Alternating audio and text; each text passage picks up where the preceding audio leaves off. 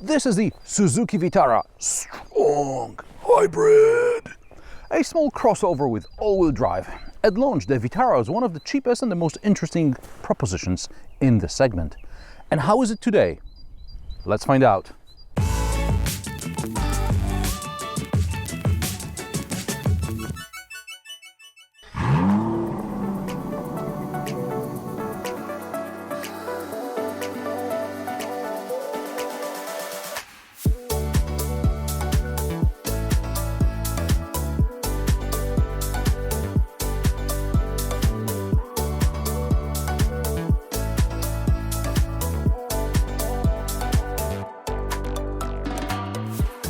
Suzuki Vitara is produced in its current form since 2015.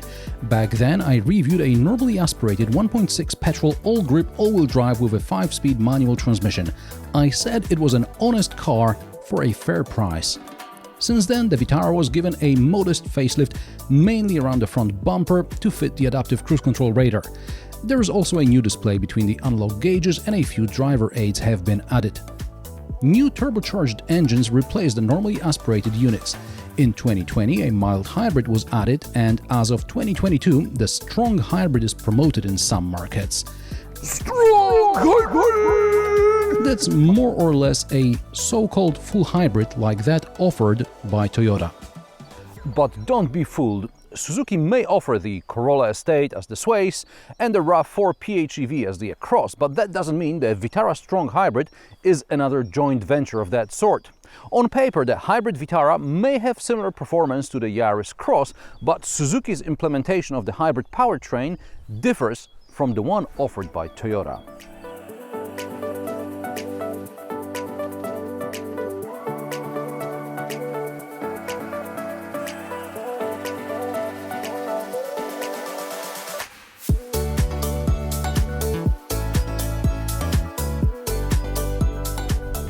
The first difference is the gearbox. Toyota offers its hybrids with CVT, or continuously variable transmission, while Suzuki chose whatever it had in its parts bin, which happens to be the AGS, or Suzuki Auto Gear Shift. It's an automated manual transmission. Suzuki claims the AGS should be low cost and offer driving pleasure like a manual transmission, but at the same time be easy to use like an automatic transmission. Perhaps back in the day when Suzuki was developing the AGS, the benchmarks were different. Today we're used to double clutch transmissions shifting nearly seamlessly, and AGS seems very dated. Perhaps it's cheaper than a traditional automatic transmission, but if you look at my acceleration meter, it's clear when the car shifts, and that's with the pedal to the metal.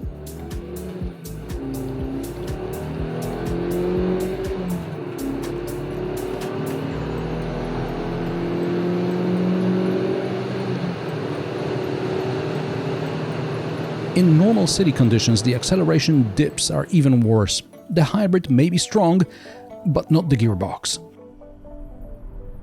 Another difference is driving in electric mode, or pure electric mode. In optimum conditions, Toyota hybrids can drive in electric mode on short distances, and that includes getting off the line as well. Meanwhile, Suzuki hybrid can crawl in electric, but add a bit more gas and the petrol engine kicks in. Only once you reach a certain speed and start coasting, the engine will shut off again. Also, in Toyota hybrids, regardless of the driving mode, the hybrid powertrain always works in full capacity, whereas in the Suzuki, the full hybrid system works only in eco mode, which is activated with a button added over the driver's left knee. The eco mode works only when the all-wheel drive all-grip system is set to automatic. Put the all-wheel drive system in sport or snow and mud, and eco mode is turned off. And without the eco mode, the engine doesn't turn off. Only putting the car back in eco mode means the strong hybrid works in full capacity. But then there's the AC. In Toyota, the AC is electrically powered, whereas in the Suzuki, it runs off the petrol engine. So on a hot day in eco mode, you'll quickly feel the AC works on and off. A few minutes of this and you'll just kill the eco mode altogether. When I was picking the car up for tests, it was suggested to me that if I don't want the engine to turn off, then I should use the windscreen demister. Thank you, but that's not how automatic climate control works. Anyway, These are the differences between the Suzuki Strong Hybrid and the real hybrid in Toyota, as Toyota should call its system compared to this thing. But let's say you're not bothered because the hybrid powertrain will help you save money. Yes, but not when it comes to Suzuki. This car is supposed to use around 6 liters per 100 kilometers.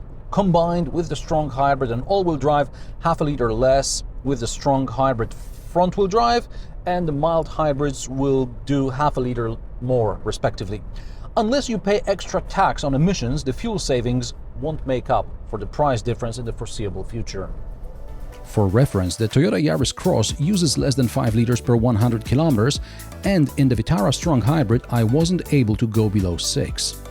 Under the bonnet is a 1.5 liter 102 horsepower normally aspirated petrol engine. The system power output is 116 horsepower. Suzuki promises 0 to 100 km per hour time of 13.5 seconds. In eco mode I was slower, but in sport mode I was slightly quicker. And the gearbox really doesn't help. Ride, handling, soundproofing, visibility, they're okay and they haven't changed in 7 years. It's the segment average, I would say, and it's easy to turn a blind eye to some small issues when the price is right. More about that later. And what about the all-wheel drive system? Under normal circumstances, the all-wheel drive system is set to automatic, which means the rear axle is engaged on demand as the road conditions or driving style change. The driver can manually select sport mode or snow and mud mode. The latter also features additional lock functionality, but despite its name, don't expect a true all-wheel drive lock. The lock feature involves mainly ESP. During my diagonal approach test, ESP cuts power and the car doesn't want to get going again. I managed to get going again only in auto, ESP off,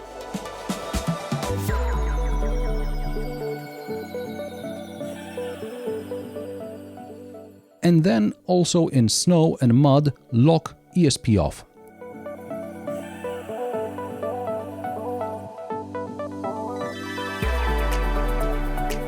So if you want to go over a more complicated obstacle, put the pedal to the metal and don't stop until you feel hard surface under the wheels again.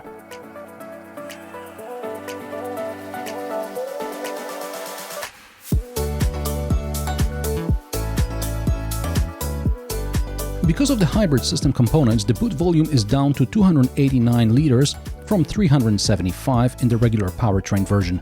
In the Yaris Cross, it's the all-wheel drive that eats into the cargo space. In the Suzuki, it's the hybrid battery. The Strong Hybrid is also around 100 kilograms heavier than the mild hybrid. The boot could be slightly deeper, but then the rear legroom would be compromised. And the rear legroom is good for this segment. The Vitara has a shorter wheelbase than the VW Taigo I reviewed recently, but thanks to a smaller boot, there's better legroom in the back. Based on the boxy shape, I'd also expect decent headroom, but this is not the case neither in the rear nor in the front. The rear passengers get door pockets and that's about it. There are no air vents, no USB or 12-volt sockets. In the front there is not much to complain about, except for the lack of headroom, as I mentioned earlier. Okay, I'll always find something to complain, like the fact that in order to access the car settings, you have to long press the same button that resets fuel economy figures, or that my phone doesn't seem to work with Bluetooth streaming in Suzuki cars. And yes, there is Apple CarPlay and Android Auto, but it doesn't always play media from my phone. Maybe that's a problem with my phone, although it's only Suzuki cars that this happens in to me. There are good-sized door pockets, small storage under the armrest. There was no armrest back in 2015. The cup holders are decent and the glove box is average size. It's a shame the cubby at the bottom of the center console isn't slightly larger, because the phones have certainly grown since the car was launched, but that's peanuts. There are many physical controls, so everything is easy to operate. There is one USB port and one 12-volt socket. The seats are comfortable enough, although I wouldn't mind lumbar support adjustment. Prices. Usually I use German prices for my reviews in English, but the Strong Hybrid Vitara is offered only on several European markets and Germany is not one of them, so I'll just do a rough conversion from Polish zloty into euro. If you want a manual gearbox, the mild hybrid is your best bet, with prices starting at just 19,000 euro for the front-wheel drive. Back in the day, you'd pay this much for a fully loaded all-wheel drive. If you want an automatic, there is no point paying $24,000 for a strong hybrid, because you'll get the same spec mild hybrid for 22 grand, both are front-wheel drive. But from here on, things get only more expensive. This top trim test car with all-wheel drive and strong hybrid costs about 30 grand. That's similar to an all-wheel drive Toyota Yaris Cross Hybrid. If you want all-wheel drive on the cheap, there's the Dacia Duster, but only with manual transmission. To sum up, the Suzuki Vitara is still a reasonable car, but if you want all-wheel drive and an automatic gearbox, you're left with the half-baked strong hybrid. Or you can give up the all-wheel drive, and then there are plenty of B crossovers to choose from. And how do you like the Suzuki Vitara? Not necessarily the strong hybrid. Let me know in the comment section below. If you like my sarcastic, down-to-earth and possibly mildly amusing car reviews, join me every Friday at 3 p.m. Central European Time, and don't forget to subscribe and like this video, as it helps me with the YouTube algorithm. Thanks for watching, and I will see you in the next one.